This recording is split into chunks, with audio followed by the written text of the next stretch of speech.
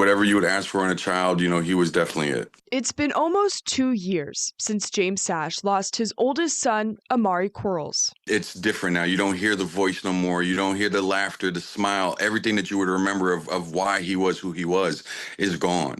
Their family had been spending the day at Sand Cove Park along the Sacramento River on June 4th, 2023, with no plans of going in the water. One family member actually threw the ball into the water. Elijah went to get it, and when Elijah stepped into the water, he might only been about knee deep, and everything underneath him collapsed. A strong current then pulled Elijah, Amari's 13-year-old brother, almost 100 feet from the bank. That's when Amari jumped in after him. James and his wife did too, but the current proved to be too strong. I know Amari did get to Elijah at one point and told him, one of us is going to have to go under, and I'm going to make sure, it's not you, being the bigger brother. Amari pushed his brother to his step bomb.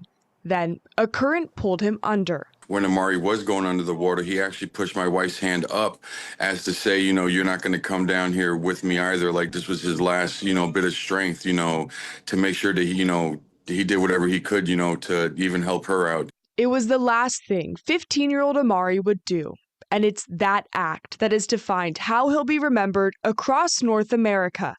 Amari has been honored with a Carnegie Medal for heroism. His story was so powerful, that it touched enough people that it made its way there. How, we still don't know. His father wants to take that story of selflessness and heroism and share it with schools across the country. This is something I've never thought about doing, but it feels more like a calling now because of what happened with him. He hopes his son's legacy will only grow over the coming years as his family and his brother continue to share the sacrifice he made. He's very proud of his brother winning it, but it's hard because, at that age, you'd rather have your brother here. No award, no money, nothing could ever amount, to him having his brother.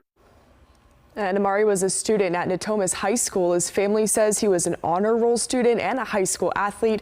They have created a scholarship in his honor intended for graduating seniors at Natomas High School. Yeah, so his name will be out there. People are not going to forget what he did. All right. Thanks, Peyton.